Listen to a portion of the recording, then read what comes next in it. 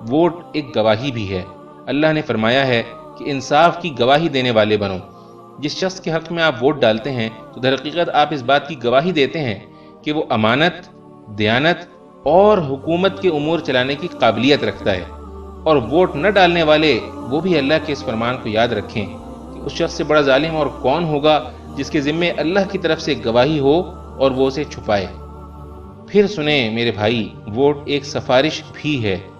اللہ نے فرمایا ہے کہ جو بھلائی کی سفارش کرے گا وہ اس میں سے اپنا حصہ پائے گا، اور جو برائی کی سفارش کرے گا وہ اس میں سے اپنا حصہ پائے گا۔